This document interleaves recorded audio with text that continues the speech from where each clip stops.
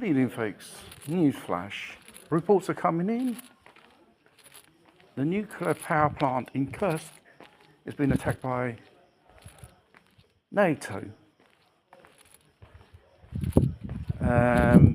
These are, as I've mentioned, these are mercenaries, the Ukrainian military, and our regular special forces from the NATO countries.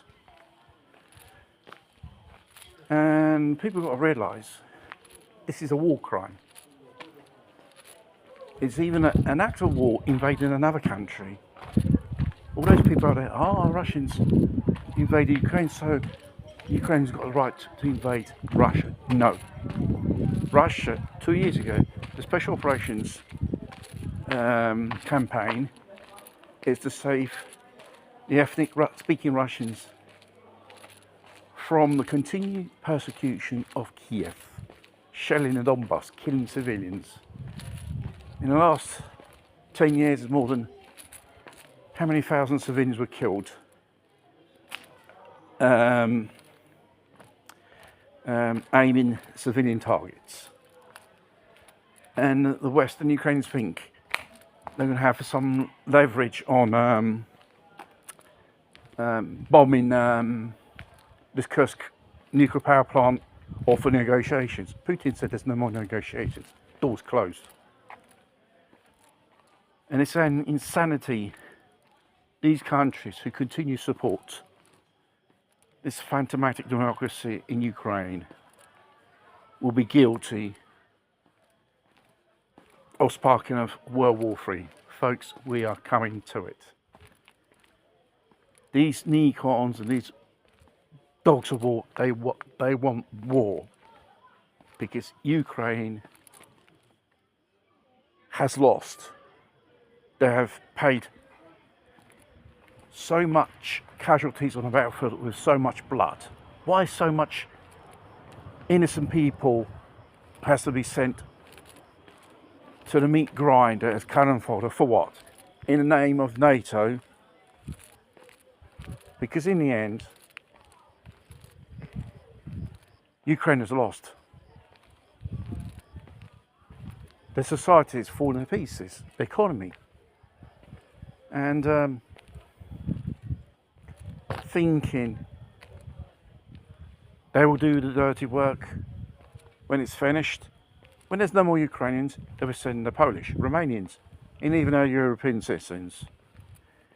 And why the fact is, in German territory, in the northern part, Russian drones were flying over because they're probably starting to hit back on targets on European soil. This is an act of war which NATO and the Ukraine proxies are perpetrating.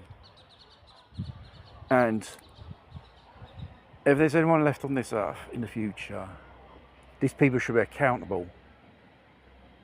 They will pay the price for what they've done so far. And the price will be pretty dear because probably Putin has exercised restraint. And obviously, you continue attacking targets in Russia, you don't demoralise the Russian people because they're used to this stuff. You just only push the Russians to go full war mode. And when they go full war mode, like in the Second World War, even if they had casualties of a certain entity, the fact is, one day European cities could be destroyed by nuclear weapons. Because if the Russians adopt the dead hand doctrine, they'll launch every single thing what they got in their arsenal.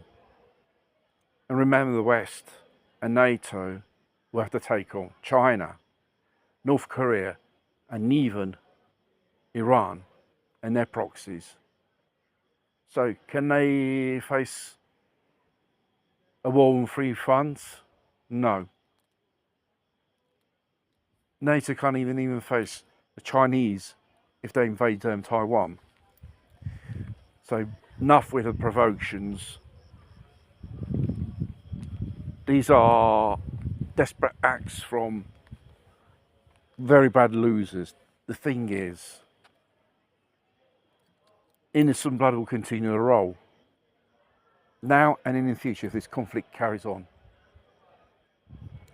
And there are rumours things are getting worse and something's big is going to happen. But whatever it is, or what entity it will be, will certainly have a certain impact, probably in these areas of conflicts.